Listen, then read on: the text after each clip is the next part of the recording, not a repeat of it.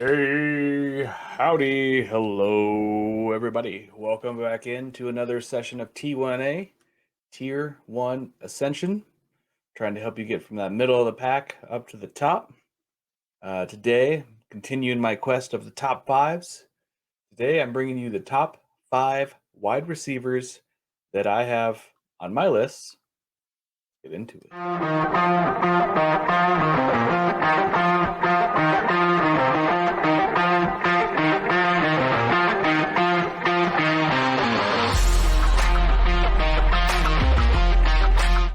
Yo, yo, yo. Welcome back.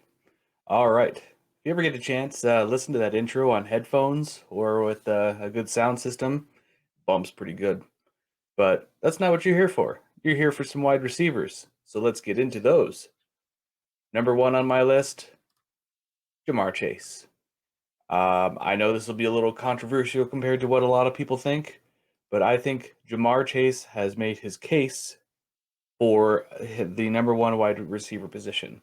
If you look at what he was doing last year and take his number of targets of 134 divided by the number of games he played, which was only 12, and factors out to a little over 11 um, targets a game, he would have finished, if he played 17 games, he would have finished with more targets than Justin Jefferson.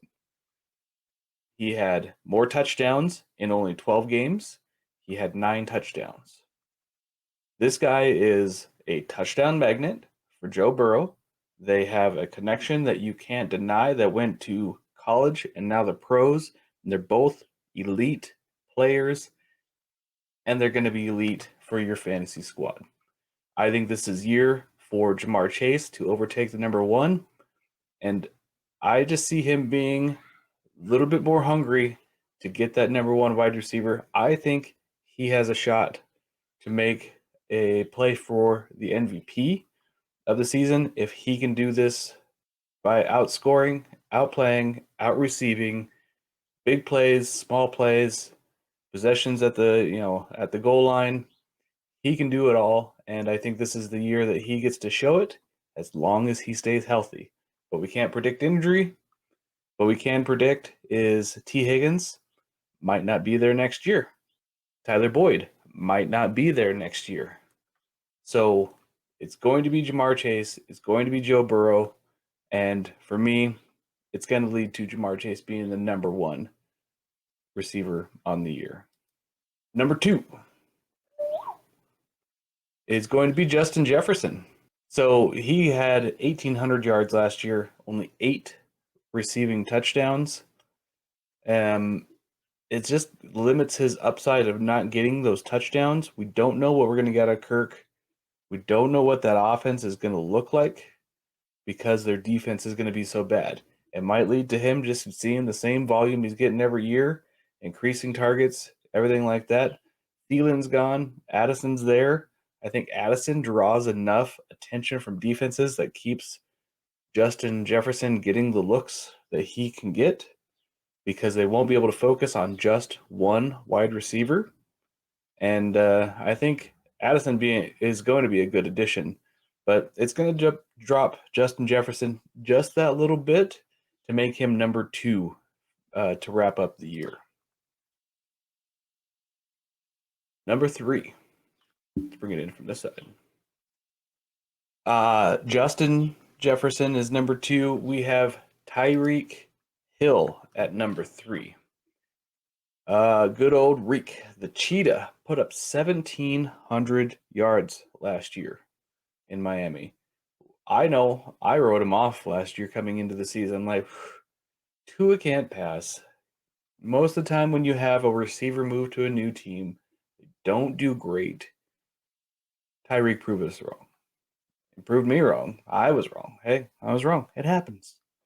But the limit here is the touchdowns. He only had 7 touchdowns, ton of yardage, lots of receptions. And I think that continues this year as Waddle grows and develops. Tyreek is going to be Tyreek and still making those big plays. Waddle going, crossing over the route. You got Tyreek coming under. Still has that speed to burn on that edge and get past defenders. and get you some big chunk plays. Just not enough targets, not enough volume, not enough touchdowns to overtake Justin Jefferson and Jamar Chase. Uh, Not bad though. I mean, if you have to start off with a wide receiver 3 on the year, oh darn, how terrible. But, if you're getting into drafts, don't overlook how old he is. He said he's going to be here through 2025. Great. You got 2 more phenomenal years, 3 more phenomenal years out of Tyreek Hill, and then he's going to move on. Speaking of moving on, let's move on to number 4, A.J. Brown. Might be a little bit of spicy take for everyone, but he finished with 11 touchdowns last year. Not a small number. Anytime a player can get over 10, they're having a good year. That's almost a touchdown every other game. He's got big plays all over. He's got deep. He's got a short pass that he can take long. He's got goal line looks. He can muscle people out of the way. He's got finesse. He's got route running. It's improved. And he's got an offense that you can't just watch A.J. Brown. You've got to watch Devontae. You've got to watch Jalen. You've got to watch Dallas. And who knows what we'll get out of their running back area. You don't know what you're getting with Philadelphia. Plus, they're going to have a great, great defense. It's going to get them the ball very much like I said about Justin Herbert. The defense is going to come on strong. The Eagles defense is going to be ridiculous. They're going to create turnovers. They're going to get the ball back. They're going to get it in their hands. A.J. Brown is going to have just another phenomenal season. He's still just going to be 26 years old. So he's reaching just another 2-3 years of being in his prime. And the number 4 is solidly. I mean, it's hard to move these guys around, but you've got to nitpick and figure out what's going to make them the elite of the elite. And I think A.J. Brown's big playability, his touchdown, keeps him in the top 5. Speaking of 5, here he is, number 5. CeeDee Lamb. The Dallas offense, yeah, they're going to run more. Yes, they brought in Brandon Cooks. Who cares? Michael Gallup is going to be a little bit better than he was. He's a year removed from that knee surgery, which is great.